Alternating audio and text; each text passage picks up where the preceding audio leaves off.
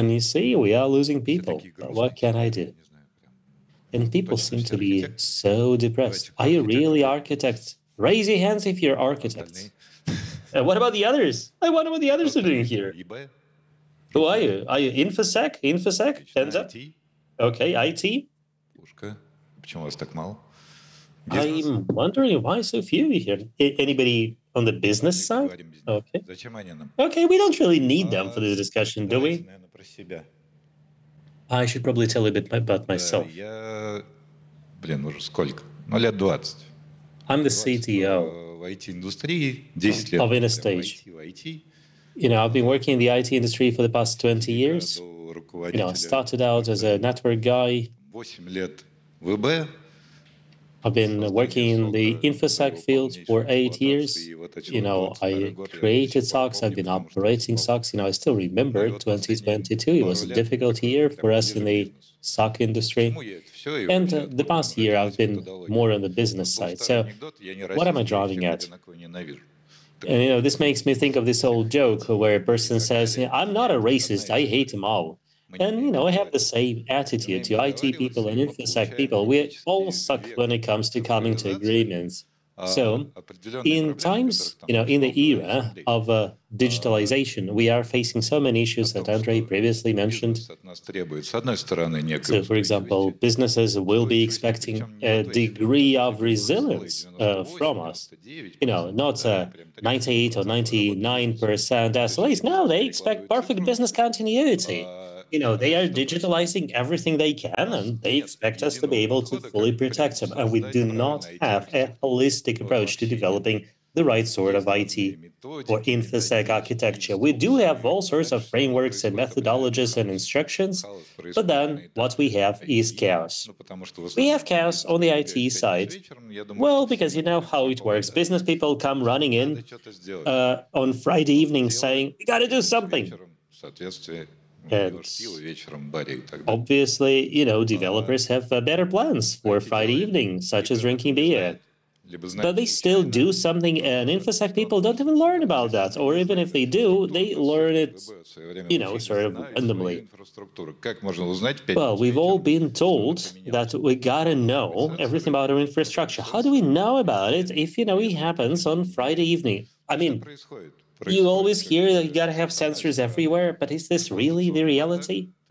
So we have chaos in operations. We don't really know why we are controlling and monitoring it all. And on the other hand, there is also, a set of big questions like, where are we going? And how can we prove to business that we are doing a good thing? All these are effectively our favorite questions that so many conferences revolve around. When I moved from IT to InfoSec, one of the key concerns I had was, how do I assess, the value of whatever we're doing here, like doing this risk-oriented approach or whatever. Now, what am I driving at? Который должен объединить вообще историю IT с ИБ. I think we need to develop an approach that will bring IT and InfoSec closer. So what I'm going to present here is a sort of vision, something that we developed as we were preparing for the cyber drill. And that I will cover a bit later because that was a separate pain point. С точки зрения того, что необходимо в одной схеме, в одной методологии учитывать. Now, within the same methodology and framework, we want to see what matters both to InfoSec and IT. С учетом того хаоса, да. Another big assumption was that given the current level of chaos and differences in infrastructure, I've seen so many companies, and the infrastructures they have seem to differ hugely. So we thought, okay, we need a flexible, agile sort of approach. Now, this approach should also answer a very important question of how can we make sure that we can actually have a sound, good sleep, so that the IT people are sleeping comfortably, knowing that, no random error in the code or mistake by an engineer would down the system. And InfoSec people should be able to sleep well at night knowing they are well secured, and business people should be able to sleep well at night knowing that everything is up and running. And since digitalization seems to be picking up pace more and more, one other assumption here is that, the system we have needs to sort of continue improving, AI, ML, whatever. All this needs to be represented as it emerges. So the core I would like to start with, and this is where the theory will end, and I will start exemplifying what I've been preaching. In fact, I should probably start by telling you how we prepared the company for the bug bounty and other cyber drills. So naturally, we had to do a kind of assessment of the current state in terms of our cyber resilience. Now, everybody here is talking about architectural design. To me, design is primarily about outlining the to-be state. So business people come in telling us what kind of expectations they have. IT people say, well, we want whatever business wants to be resilient and sustainable and easy to maintain. And InfoSec people say, okay, whatever you say should be there, but it also got to be secure. So let's find some common ground. Здесь уже рисуется крупными мазками некая дорожная карта. Куда мы идем? And this is effectively, a kind of a large roadmap we are showing here that should lead us to the to-be state. And this involves creation of something new as well as updating the old. Arguably, the most important stage that companies tend to forget about quite often is that whichever great architecture you design, if it's not supported by your processes, if it does not reflect your daily activities, it makes no sense. It's a total waste of time and money because, if it's not happening, it won't be used. People will be thinking these VMs, for example, are not used, and, they will switch them off and so on and so forth. Number 4 is obviously related to number 3. There are processes that cannot be automated. We've already had many discussions about automation here. Well, naturally, some processes cannot be automated. I understand that some companies may be lacking automation tools for IT and InfoSec. And stage 5, arguably the most important one, is called independent assessment. Guys, none of us knows all the aspects of information security and IT. So if we have designed something, if we constructed something, it doesn't really mean it is secure. There is no guarantee that, some scraped kiddo will not be able to find the right kind of exploit. Nor does it mean that, your sleepy IT person, drowsy IT person won't break something inadvertently. Now, you might remember some network equipment where you could easily delete all VLAN settings if you simply omitted just a single word in the command. So guys, absolutely, we need to have ways of showing whether we are objectively secure or not. So let's try applying this framework to a typical IT infrastructure. I guess what you see sort of goes without saying. Idar has already mentioned segmentation. Now this is segmentation for you. You can see specific figures here which denote where you should be starting. Like if you do not have an action plan, well, you could start with this methodology. Now, I personally assigned or applied these figures. This is a bit subjective, you can argue. been gravitating towards information security over the past 8 years. I tend to think more about the external threats opposed to internal threats. So this is not sort of chiseled in stone. But in any case, you've segmented it. And you certainly know what the regular segment consists of, say, of the network perimeter. There are some IT systems, there are some automation tools, there are some information security tools, although sometimes you don't really know why they're there. There are also some integrations and like integration buses, and there are workstations of your users. Okay, let's drill a bit deeper. Because we got to start with IT systems and whatever we can impact. Now, the way I see it is that there is the IT system level, and below it you can find the individual assets that support it. Next, you will see users. It says business users, meaning that these are the users who actually care about the output of the system. There are also business processes that IT and InfoSec people do not have too much impact on. And on the right, you see IT and InfoSec processes, which hopefully you take seriously. Next, you either have, some human hands supporting them or some automation doing that. And naturally, this system doesn't exist in a vacuum, so there should be an integration layer. Now, that's where I would like to start. I've already described the framework. So let's apply the framework to the system I've just described. Let's look, for example, at the network perimeter. For example, a mail client. Почту, грубо говоря. Почта у нас на текущий момент обычно, очень обычно. In most cases, кто-то там закрывает. This is what you will see. Еще что-то.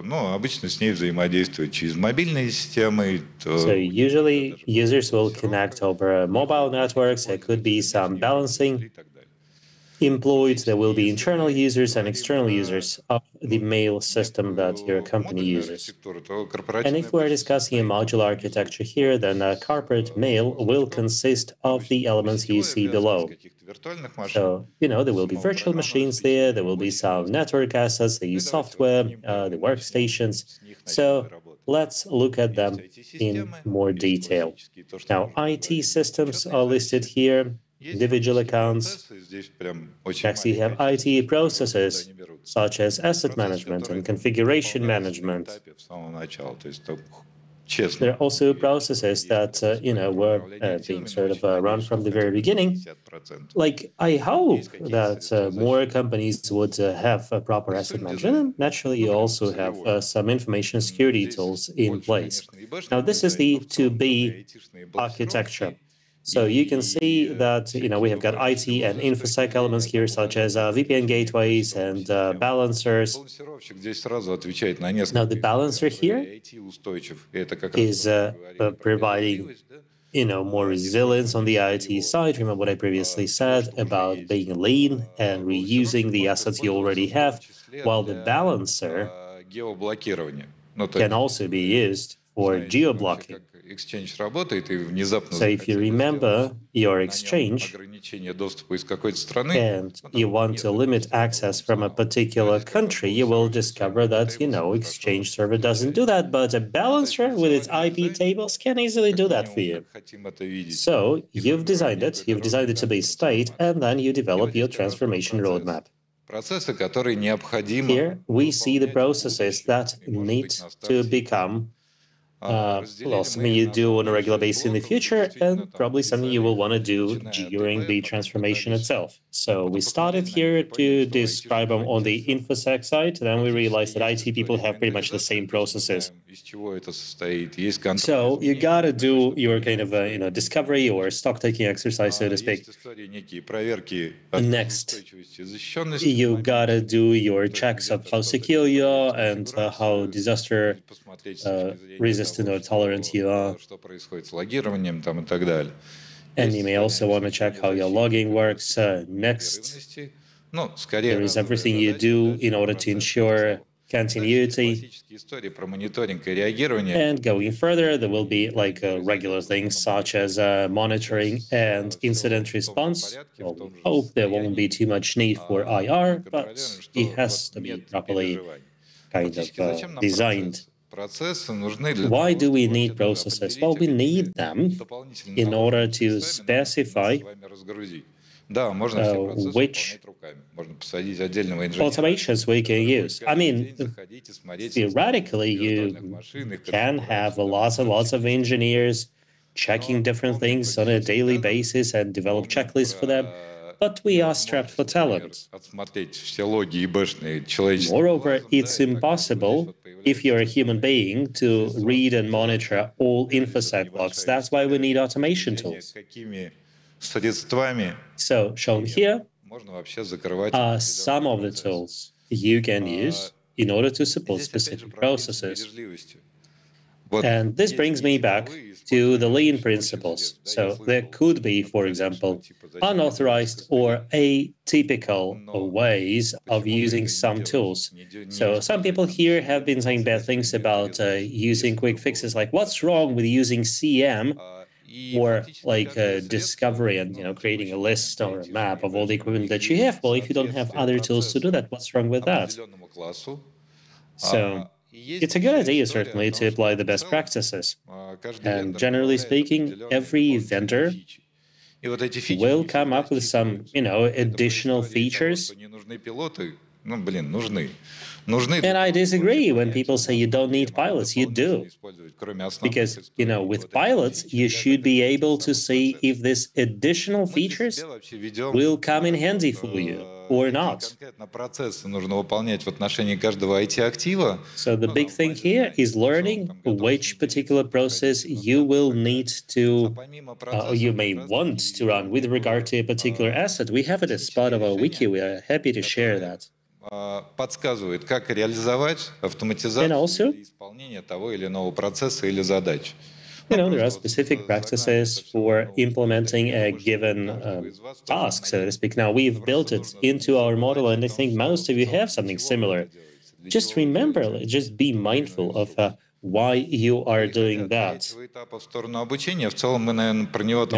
Now, stage 3, we have pretty much covered. So why do we need training? Let's say you've changed something in your remote access. If you don't tell about it to the business, the first thing you'll get is a lot of complaints on that thing being broken. So you need to educate people. You don't harden too much, but you can show in a digestible way that these things can be operated, can be convenient, and are ultimately aimed at increasing the company's resilience. If we are to switch to modules and specific processes, we'll need to educate people on the processes they're involved in as well. This is something they did for college students. There is a cyber battle next door, and things like that. We take part. So this is a student's journey in the world of cybersecurity.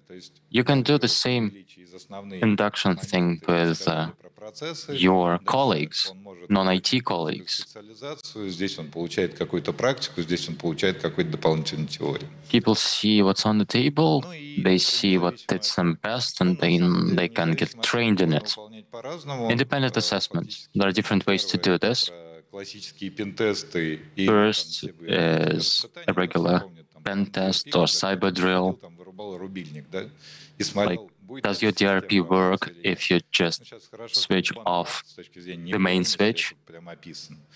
Things have this really well detailed in terms of continuity. A second approach is a kind of lab. This would be load testing, most likely, in terms of IT and InfoSec, different pre-prods. And then there is the cyber drill, an objective assessment 365 days a year. We have been working on this for 9 months just to redesign the architecture. That's our case. Our boss used to joke that you are the experts, why the 9 months? Right? Now, some best practices. Any methodology needs to refer to other methodologies. And it needs to borrow the best detection and hardening practices. It needs to draw from performance-driven cybersecurity as well, through non-tolerable events, for example. And it needs to be flexible.